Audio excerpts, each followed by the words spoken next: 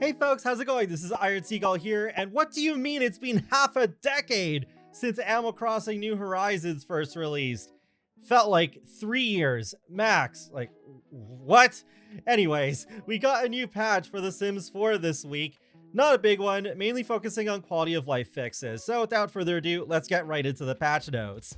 Starting with base game / multi-pack, Sims will now be paid hourly based on their skill level for offering paid mentoring, regardless of which packs you own. The locked camera position has been removed from the bracelet category of accessories in Create a Sim. Now you can zoom in and out with ease. Oh my gosh, thank goodness. That was a pain when I was doing my Create a Sim review, and it was more difficult than it should have been to show off that new arm cuff. But yeah, thank goodness they changed that back pretty quickly. We've advised the burglar to avoid stealing certain objects which can't be added back into household inventories. Your toilet stalls and more are now safe from being irretrievably stolen. With cats and dogs and Horse Ranch, the buttons to change position in pelt paint mode for cats, dogs, and horses are back. Your pets can again strike a pose while you paint their harder to reach spots. For businesses and hobbies, customer Sims will now water any plants which need watering when the Tend Garden or Tend and Harvest Garden business activities are set, even those which are placed in planters. Employees will no longer remove paintings which are displayed on walls when the Scrap Crafts employee task is set. Ghosts will no longer attend small businesses unless they are set as preferred or required customers under the occult target customer category. Oh, thank goodness. And then fix an issue where group meals were being listed for sale at the same price as single meals. The price for selling food on retail displays will now reflect the number of servings. Okay, yes, thank goodness they fixed that too. I did see people talking about that. The projections created by the Skillful Sleep Skill Mastery perk have been instructed to get back to work building skills on appropriate objects. Fix an issue where classes set for employees on the hobby whiteboard were being reset after traveling, saving, or loading. Sims will no longer be able to enter a small business lot after closing time. They don't have to go home, but they can't stay here. Adjusted the cost to prepare and sell prices of some candy recipes to make them more profitable for sale on retail displays in small businesses. Tattoos that contain custom content now have the modded indicator in the in-game gallery to prevent confusion.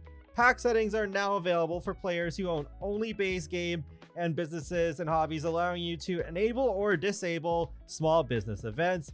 Notifications about inaccessible ticket kiosks will no longer trigger on lots which aren't assigned to the small business. Creating a preset small business when buying a small business venue will now show the correct small business name in all notifications. Fix an issue where the employee section of the career panel did not shrink down correctly when minimized.